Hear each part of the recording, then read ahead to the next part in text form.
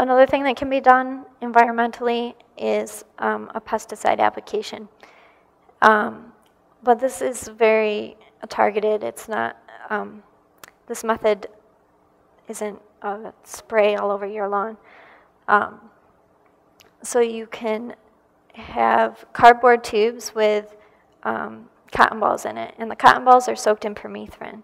Permethrin kills ticks on contact, but it binds to the cotton, so it's not going to wash away in the rain or really get into other places in the environment. It's bound to the cotton. So you place these around your property, and then the mice come along and grab the cotton and make their nests out of them. And it doesn't hurt the mice at all, but any ticks that are on the mice are killed through this. So you might have a whole bunch of ticks in their nesting site, and that's where they're all picking up the Lyme disease bacteria. But this method will kill the ticks on the mice and really address the core problem of spreading Lyme disease. You can buy these already made for about $80 for 2 to 3 acres of land, which they assume would be about half an acre of mouse habitat. Or you can make some yourself. You can buy a $10 bottle of permethrin and soak cotton balls in it and use toilet paper tubes and put them around your property. And they suggest doing this in spring and summer. And this is when the larva is looking to feed and when the nymphs are looking to feed, and these are the ones that you're trying to kill on the mice.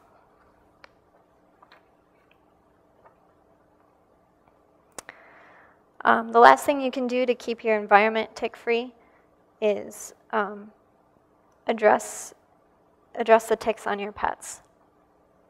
So if your pets have been outside, check them over for ticks before you allow them inside. Or you might consider having a strictly indoor or strictly outdoor pet during tick season. If you have a tick-free zone and a tick zone on your property, then maybe just allow your pet to be in the tick-free zone.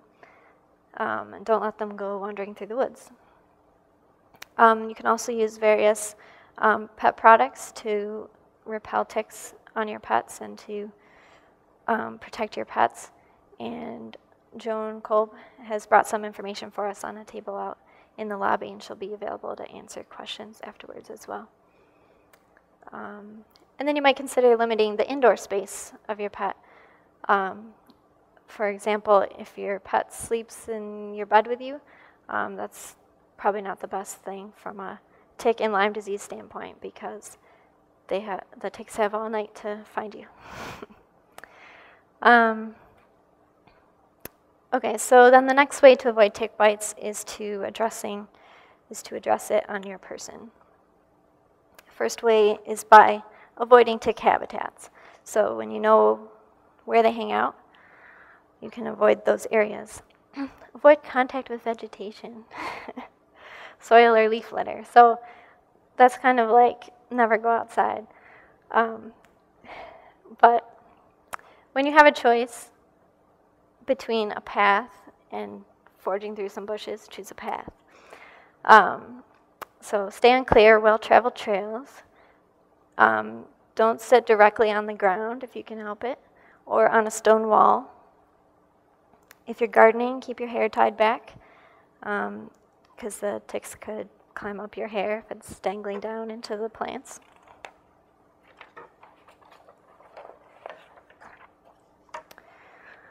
You can also dress to prevent tick bites. You tuck your pants into your socks and your shirt into your pants. High fashion. This prevents the ticks from finding your skin.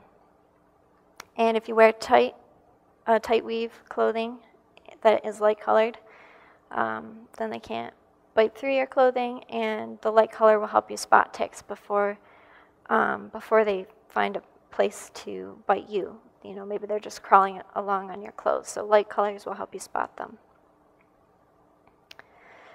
There's also special clothing that Rhino Skin sells, and it's a very tight weave clothing, and the cuffs and collars are tight, So the ticks can't bite through this clothing and they can't crawl under it. So I guess people in the military and hunters especially like this clothing. You don't need repellents as much and stuff. This clothing just does a good job. So that's an option. Another is to use DEET-based repellents. There's a lot of different bug sprays, but all of them that have DEET are good for repelling ticks. And you especially want to use them on your exposed skin and on your cuffs so that the ticks don't crawl in under your clothes. And the Ultrathon is a delayed release DEET product so that it lasts a lot longer. It lasts 12 hours. Generally, the length of time that your DEET repellent will last correlates to the concentration of DEET in the product, except for this delayed release product. Another thing you can do is wear permethrin-treated clothing, the same substance that was used on the cotton balls. It kills ticks on contact. And it binds with your clothing. It binds with the cotton or whatever fabric your clothing is made of. So it doesn't easily wash out. It's not really rubbing off on your skin. It's an integral part of your clothing. You can treat your own clothes at home with permethrin, and it'll last through about 2 to 6 washings. So if you're washing them once a week, you're set for 2 to 6 weeks. Or you can buy clothes that are pre-treated that will last through 70 washings, which would be several seasons. And this clothing is available at Ella Bean and probably some other places for about the same price as other shirts and pants at Ella Bean.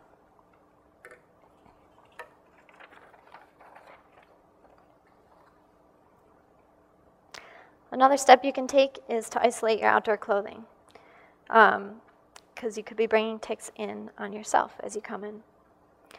So if possible, you want to remove your clothing close to the door. You don't want to run all over your house for a couple hours before you change out of your outdoor clothing. And then put your clothing in a bag to take it to the washing machine, the dryer, so that any ticks that are there are contained within the bag. If you dry your clothes on high heat for an hour, that will kill any ticks that are on them. Or you might just spray a little bit of permethrin in the bag and keep it tied up and just save it for the next time you're out when you would change into those clothes. So after knowing when we're at risk and then taking measures to avoid tick bites, we want to check for ticks, check ourselves for ticks. And this is really important because the longer an infected tick is on you, the more likely it is to transmit Lyme disease to you. The exact amount of time where you'd be safe is not known. Each doctor's office has a different policy. Some say 24 hours, some say 48. There's really only been one study conducted on mice, and their skin and immune system are different than humans, so it's not really sure how to translate that. But generally, 24 hours, most people would agree, is safe. So it's really important if you're outside, if you're exposed to potentially to ticks at all, then you want to be checking yourself for ticks every day, removing ticks that you find, so that even if the tick was infected with Lyme, you remove it quick enough that you won't get it. And this picture shows where the most common bite areas would be. Ticks could bite you anywhere, but they're most commonly found in the waist and groin area, in the armpits, and along your hairline.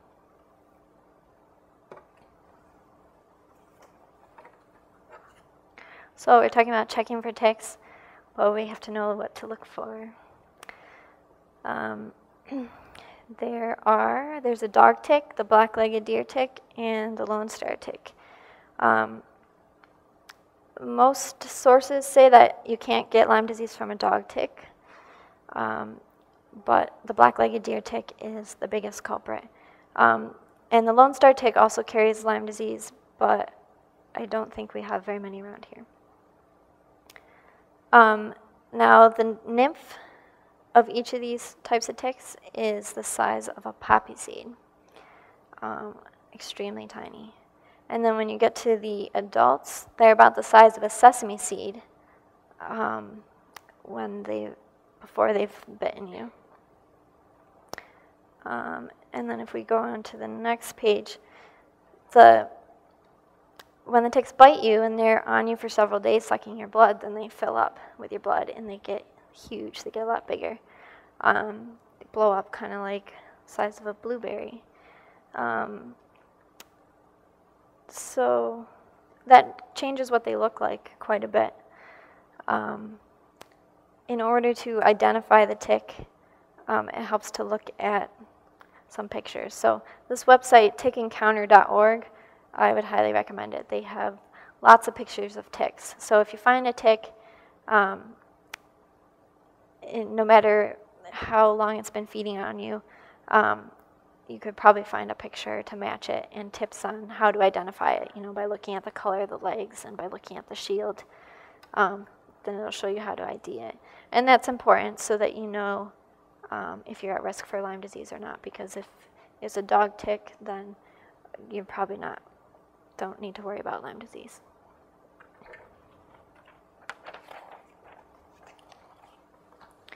So if you find a tick, you want to pull it out with tweezers. You want to grab it around by its head and the mouth parts. You don't want to squeeze the body. And you pull firmly and steadily upward. And you don't want to twist the tick out, because then the mouth parts will separate from the rest of the body and will still be embedded in your skin. And you don't want to squeeze the tick, because then some of its guts can get into you. And so even if you hadn't gotten the Lyme bacteria in you yet, by squeezing the tick, you could get it into you. And then you don't want to burn the tick or do anything else to agitate the tick. There's all sorts of stories about how to remove ticks, like put alcohol on it, or nail polish, or all these things to make the tick back out on its own. And you don't want the tick to do that, because in order to back out, the tick secretes saliva, and it could be putting Lyme disease into you as it does that. So there's only one proper way to remove a tick, and that's grabbing it by the head and the mouth parts, not squeezing the body, and just pulling it steadily out. And then once you've pulled out the tick, you want to treat your wound with an antiseptic. And then ID the tick to determine your risk and save it somewhere. You might tape it to your calendar or to an index card, or put it in a bag with something moist, and mark the date and how long you think it was feeding on you, so that if you develop symptoms, you'll have a tick to show and say, see, I was bitten by a tick, and this is how long I think it was feeding on me, and so on. Okay, but to remove a tick with tweezers, if you just have your common household tweezers, you're probably going to have trouble removing the tick properly. The tweezers in the upper left corner, you can see how large the ends are, and the ticks are tiny, like the nymph being the size of a poppy seed. It'd be very hard to grab it just by the head and not squeeze the body. So you really need a pair of narrow, fine-pointed tweezers, or a curved hemostat, which is like a curved set of tweezers that a doctor or veterinarian would use, or some sort of tick removal device, like the tick nipper is shown on the right there. And I've heard really good things about this tool. It allows you to grab underneath the tick, and it kind of has a cradle there for the tick's body so you don't squeeze it. And so something like that could help you pull out a tick.